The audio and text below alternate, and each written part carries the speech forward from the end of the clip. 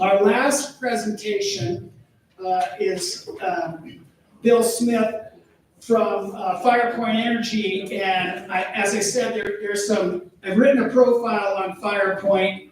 I don't really think I did it justice, but the problem is that a lot of what's going on at FirePoint is inside of Bill's head and inside of his aptitudes. So I'll let him cover that. I will say that the company was brought to me by Dale. Dale, raise your hand back there. I've known Dale for probably close to 40 years, I think. Because on the sell side, we did some things for Dale's companies that were in the alternative energy space 40 years ago, and here we are, still talking about alternative energy. So, great story. I've written a profile. If there's none left, they're on the website. You can get them there. But Bill, you're up. All right, guys. I don't have any pictures like you just saw, so forget it. I think we have a pickup truck, a couple ponds, and some coal piles. That's about tops.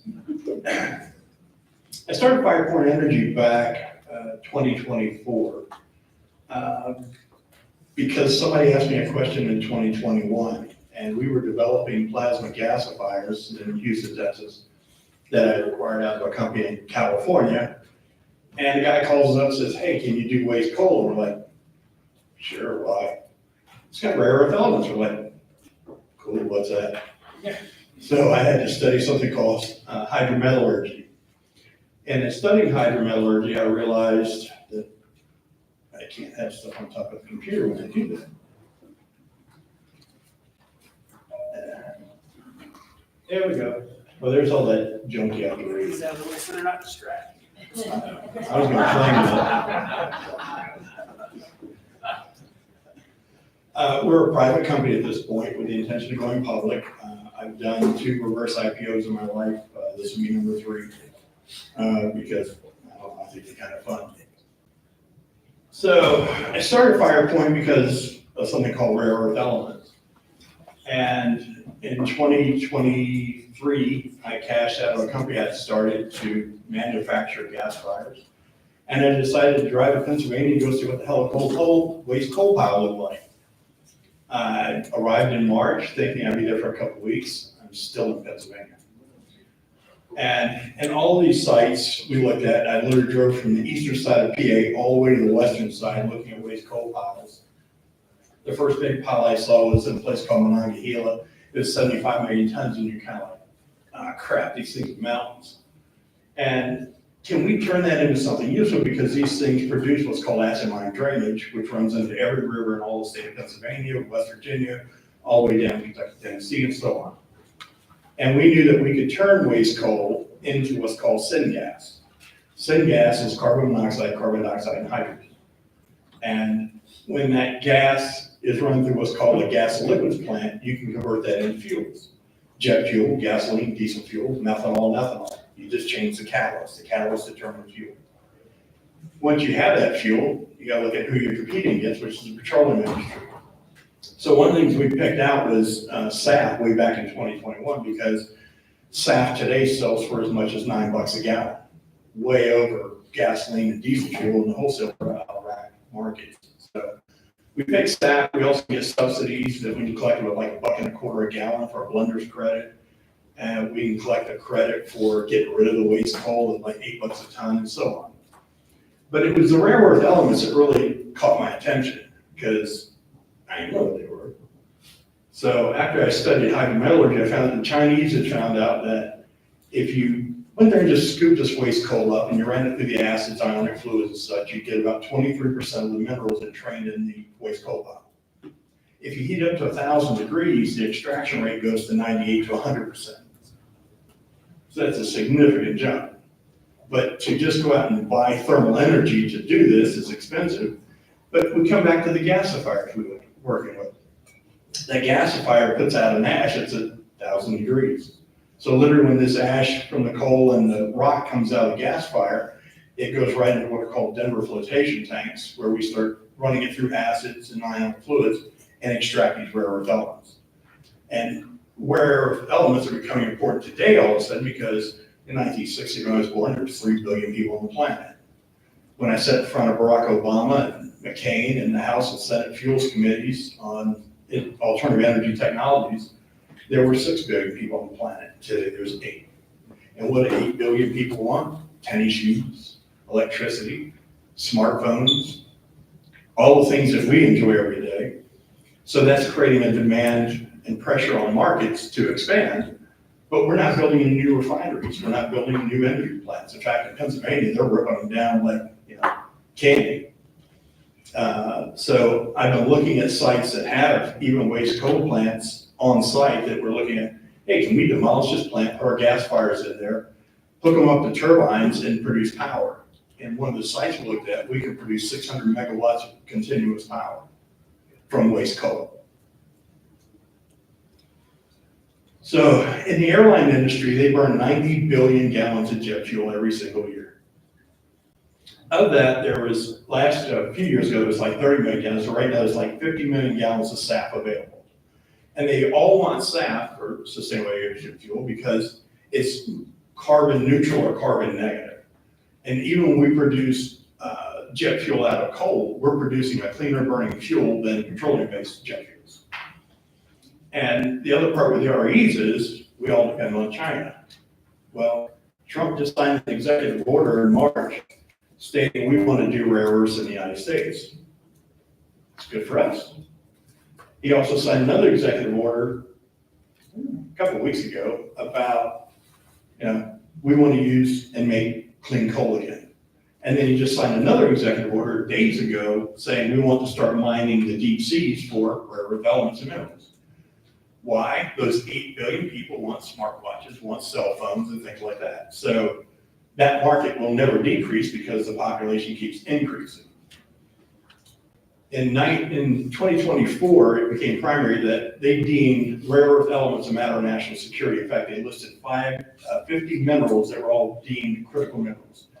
Critical to the Department of Defense, Department of Energy, to basically our nation as a whole, and we want to cut China off. Well, the problem is China processes 90-some% of all the rare earths and minerals in the United States and the whole world. And there's one REE plant in the United States out in the Midwest. And they dug 1,000-foot deep hole to get to this rare earth element pile. The cool thing about what we do is there are 9,700 piles of waste coal in just the state of Pennsylvania alone. The biggest pile I looked at was 250 million tons. There's also, I found out recently, a 253 million ton pile, 90 million, 75 million, 10 million, 15, 8, and so on.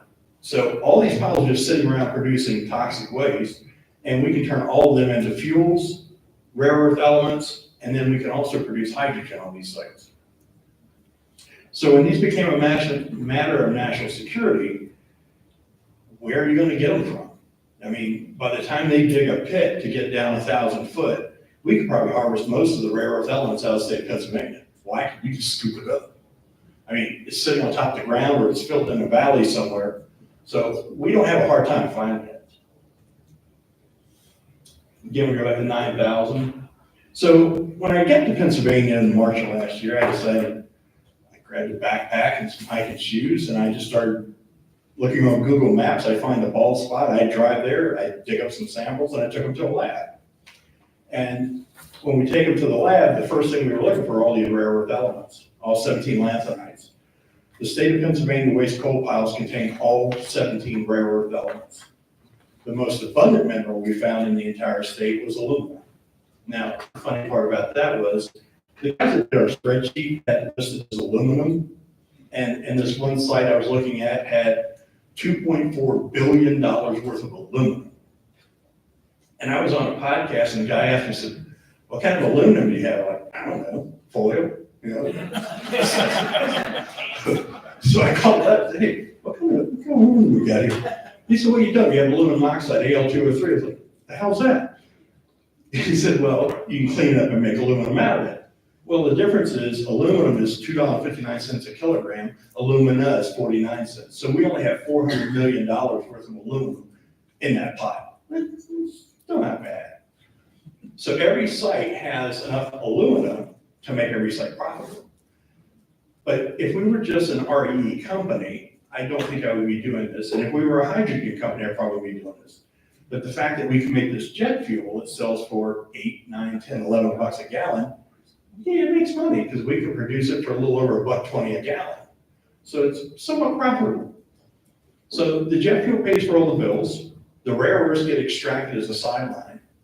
And those will go into either the DOD, DOE, Tesla for lithium or different neodymiums and stuff for the magnetics for the cars, whatever. And we're just now at the point of pulling all this plan together. So we use the plasma gasifier. I started this because in 2005 when Hurricane Katrina hit, I was looking for a way to literally grind up the houses and trees, turn them into syngas, and then turn them into ethanol, because at that time, ethanol was the fuel. And my chemist came up with a catalyst, and we could turn syngas into ethanol. And then ethanol disappeared. I bought technologies out of Brazil to make cars run on ethanol in about 20 minutes, set in front of the EPA, House, Senate, and showed them, hey guys, this is doable. Air Force said, we love everything you're doing, and the Air Force wants to be off the grid. So synthetic fuels and stuff have been around for a long time, but I think we're just in that time and season of life where now they're critical. We have to do something. And all of the fuels we can produce are drop-in ready fuels. So back to this gasifier, when I couldn't find anything in 2005 when Katrina hit, I kind of dropped the project for a long time because I said people around the world looking at gasifiers. And in 2017, I retired. I was in California, set up a company, gave up 2 business cards one night. This guy calls me and goes, why do you have your car? I don't know. Why do you have your car? I don't know. Who the hell are you? He said, my name is Christian Juvan. Google me. Well, Christian's the grandfather of plasma physics, and he had built a 25-ton per day gasifier that would fold up, get on a truck, stand it up, and in 2 days, you could be processing waste streams, houses, trees, cars, garbage, a little bit of that around the world, and waste coal. So we tried acquiring our company back in 2017. There were issues that didn't work out. But in 2020, I acquired a company with stock swap through a pubco I had. And then we spent $500,000 doing engineering work and went from 25 to 50 tons a day. And the difference is the 25 ton a day gas fire, and you can look this up on YouTube, it's under adaptive ARC, ADAPTIVE ARC. That would turn 25 tons of garbage a day into enough excess gas to run a 500 kilowatt generator. The gasifier we have designed, and I have to be cautious on this, will do 50 tons of waste a day and produce enough gas to run a 3 megawatt turbine. So now we can become power plants. In fact, that's why the site in Monongahela, we can do 680 megawatts of power, which that plant will produce 300 megawatts of power from the waste coal sitting up the hill. But again, we come back to fuels are actually more profitable than power is, except in the clean coal bill that Trump just signed, it's mainly to start powering AI, which is another dominating force that's coming up. We were just going to dump the power into Bitcoin mining because our power output's unstable because we're turning on generators and compressors and things. So dumping on the power grids didn't make as much sense as dumping it into Bitcoin at the time. Now we can dump it into AI. So excess power, jet fuel, and rare earth elements. Now, waste coal is one of the, or coaling in this sense, waste coal actually has more rare earth elements in it than pure coal. And we tested this in a site in Gilberton, Pennsylvania, an anthracite region. And the waste coal from that coal mine was actually more heavily laden in rare earths than the actual coal that came out of there. So that's another thing we found is that these minerals as the planet's created, as they're traveling through the dirt stratas and they hit the coal, they seem to pass through the coal a little bit more faster than they do through the underburden and overburden. So really, we want that waste coal because it's laden down with overburden and underburden, the dirt on top of the dirt underneath the coal. So all of that running through the gasifier gives us good revenue stream. So acid mine drainage. This is the pond at the site we have in Tunnelton, Pennsylvania. The guy that owns the site is an attorney who did all the bankruptcies for all the waste coal companies or coal companies of PA mostly. And this site has 4 million tons of waste coal on site. They said it would take 350 years for all the minerals to leach out of that into this pond, which then was at one time treated. But when they closed down, it was running into the Conemaugh River. And every pile I looked at in all of Pennsylvania and West Virginia and Virginia, all of this runoff winds up in rivers. And it's toxic. I wouldn't drink it, but it's good to us because it has minerals in it. So in this pile here, the DEP, Department of Environmental Protection, decided to drill a hole down into the coal mine so the excess water runs into the coal mine, which runs into drinking water. As soon as I uncap that coal pile, I can't do that. I have to start processing that water. I can't let it go down the coal mine anymore. So fortunately, this site had a water treatment plant on site, which we're actually right now in the process of rebuilding and adding reverse osmosis to it to pull out some other minerals. But every pile, like Monongahela, for example, there was a 75 million ton waste coal pile on top. When they shut that power plant off, there's a river of water that comes out from that coal mine and it goes straight into the Monongahela River. In LaBelle, Pennsylvania, the same thing. And when I went to Nemacolin, same thing. It's all running in these rivers. In Dora, which is the site I tried to develop, that people get greedy when money shows up. That site runs into ponds, it runs into a stream that runs on the Allegheny River. So all these rivers are getting these minerals dumped in the rivers that I don't believe are fully being extracted by current water treatment plants. So it's not my problem, but if we can make a profit at it, we can do what the environmentalists can't do because they can't keep getting enough money to keep these cleaned up, because the state of PA said it would take $57 billion to treat this water. They're like 58 billion short. So again, even this water, this nasty water, it's got oxides in it, aluminum, and iron, manganese, magnesium, and all the same minerals that are in the waste coal piles. We'll run that in our gasifiers and strip out the minerals.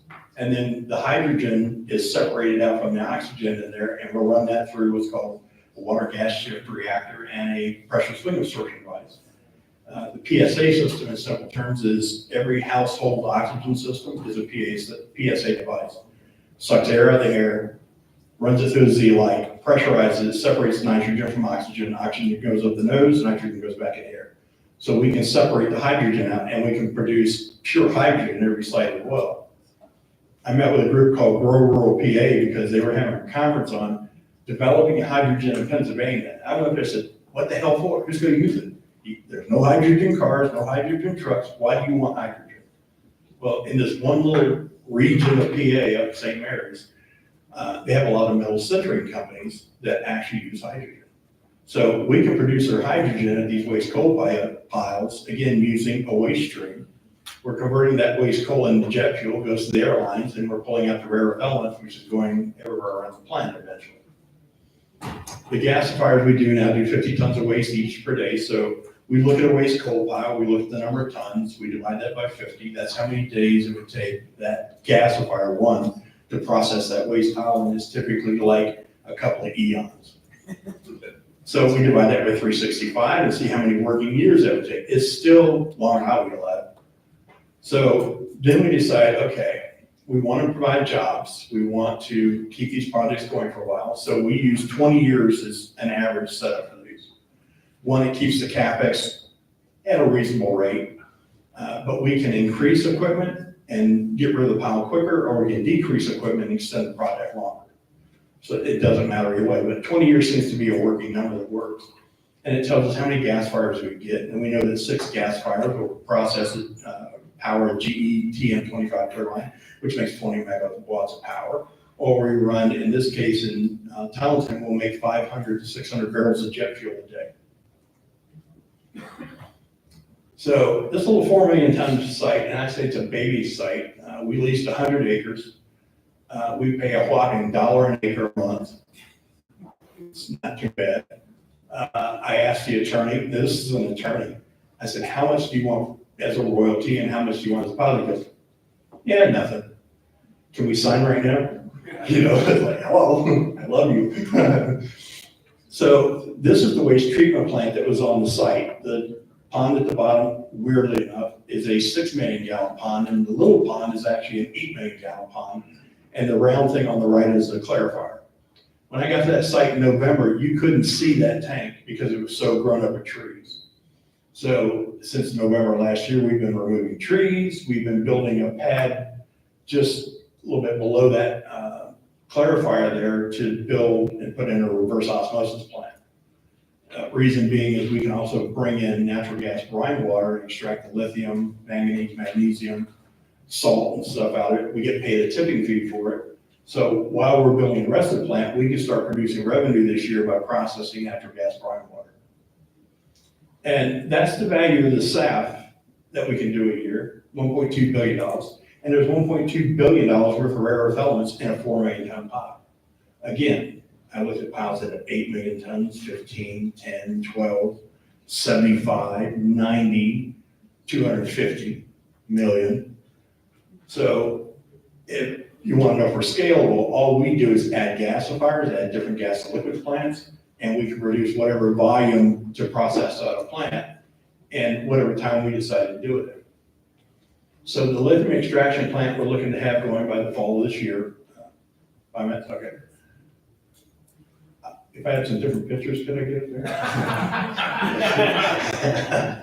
It'd have to be better than the other ones. Just that, well, I guess I'll mess it up. So we're producing revenue this year from lithium extraction from natural gas brine water. At the same time, we're raising the capital to go ahead and start building the SAF, the waste to energy plant. That plant will run about 170 million bucks, but will produce exponentially more money than we cost. And once we've got this site set up, or as we're setting it up, we'll actually start to raise the capital, start building and developing other sites around Pennsylvania.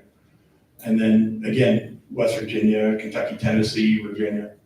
And we go out west to all the way to Ohio, Indiana, Illinois. Anywhere there's a major coal seam or waste coal piles. So when we had this extra power back again in 2021, what I wanted to do with it, and Bitcoin was the thing, which the second company I founded in 2022, I brought in 2 Bitcoin guys. And that company raised a significant amount of money to turn garbage into electricity to make power for Bitcoin mining. Am I okay? I'm just checking. And then once we've done this in this pilot site and proved everything to everybody, we'll start replicating these around the country. So I'm the chairman and Shelly back here is the COO. And you know, I didn't know this years ago, but I found out the COO is the chicken organizing officer, and now we have a CFO who's the chicken frying officer. So I must be the chicken eating officer. See their company.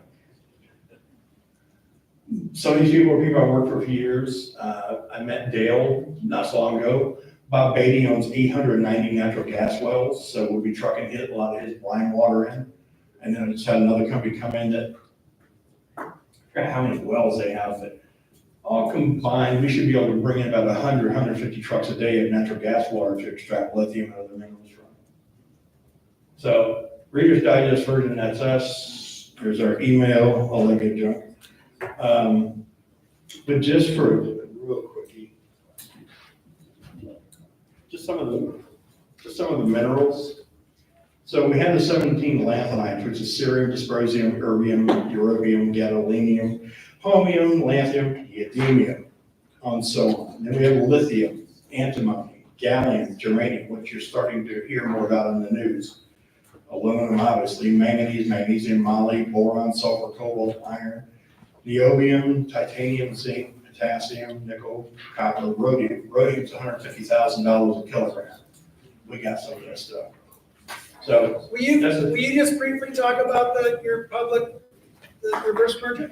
So we recently purchased the controlling interest in a Pubco on the OTC markets. It's a company that I founded back in 1999, took public in 2003. It's been parked for years because the industry we're in has dried up. We'll start a reverse IPO process here in the next few months. basically go public in order to keep scaling this to the direction we want to go So you think that'll be done this year. up? Question. Sure. Can you talk about your IP and what the barriers are for other people to do this? So gasification is 100 years old. Nobody can patent anything, to my knowledge. Gas and liquids. Most of these technologies come from 1920s Germany, where technology of Fischer-Tropsch was invented. The only thing that's newer about it, control systems. So the way I plan on controlling it is buying manufacturing companies so that we have our supply. One of the companies we're looking at builds humongous equipment for like Dow, Shell and all. And the guy's kind of like on his last leg, and I talked to him a couple of years ago about buying this company. So the way I'll control it is control the manufacturing processes. And there are a couple of proprietary things on this that we don't talk about. You made the point in your presentation that from a water perspective, your technology is very compelling environmentally. How is gasification from an air pollution perspective? I was sitting with a little company called Occidental one day back in Texas. And the first thing he asked me is like, what do you do with the CO2? That's what we make fuel. But what do you do with the CO2? We make fuel. What do you do with the CO2? Nothing. CO2 plus hydrogen is fuel. So all of our emissions become a fuel in some way, shape, or form. I'll be talking to a company this week, this Thursday, that actually turns CO2 into jet fuel. So even our emissions become a fuel. And since we're coming right out of the gas fire, we can pipe any of our emissions anywhere we want. And then as far as, it's raining. What we're left with is clean coal, which is basically a carbon neutral product, and then rock. So, and then the waters will clean into and turn into hydrogen. You'll be around, right? Yeah. Great. Thank you, Bill.